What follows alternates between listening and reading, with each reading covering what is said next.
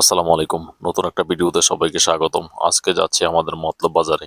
তো মতলব বাজারে যাওয়ার সময় আসলে সুন্দর, সুন্দর দৃশ্যগুলো আপনাদের দেখার জন্য আমি কিছুটা ভিডিও করে শেয়ার করলাম এবং আমাদের বাড়ি থেকে মতলব যেতে হলে পুরোটাই গাড়ি দিয়ে যাওয়া যায়। তো আজকে আমি রিক্সা নিলাম আর রিক্সায় জার্নি করতে আমার খুব ভালো লাগে। যদিও একটা সময় গ্রাম অঞ্চলে অনেক রিক্সার প্রচলিত ছিল।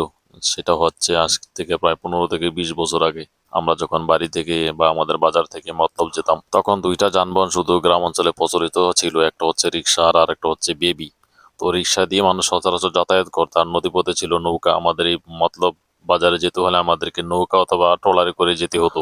আর তখনকার রাস্তাঘাট এত সুন্দর ছিল না, কাঁচা রাস্তা ছিল। আমার খুব মনে আছে আমি যে এই জায়গাটিতে এখন আছি, এই জায়গাটিতে ভাঙা রাস্তা ছিল, অনেক গর্ত ছিল।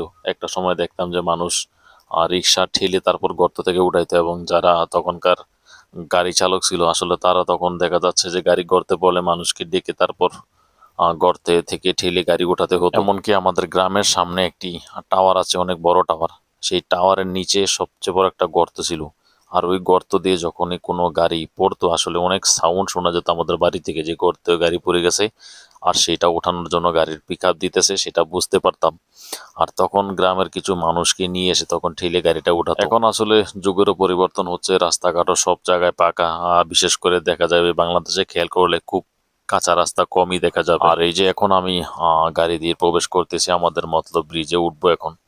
আর প্রচুর গাড়ির আসা যাওয়া করে দৈনিক। দেখুন এই সামনে হচ্ছে টোল প্লাজা আর এই হচ্ছে ব্রিজের মানে ওঠার জায়গাটা। এখন নতুন করে আবার ডান পাশে দেখছি যে গাছের নার্সারি দিছে।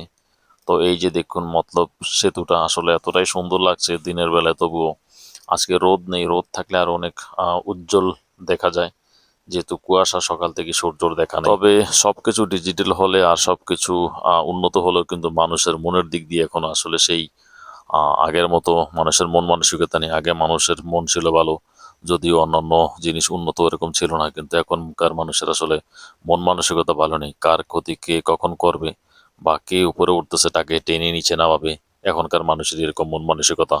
যতটুকু বুঝি বা যতটুকু বয়স হয়েছে বা আমাদের দেখার মধ্যে অনেক তফাৎ দেখতেছি, যে আগে আমাদের দাদারা বা চাচারা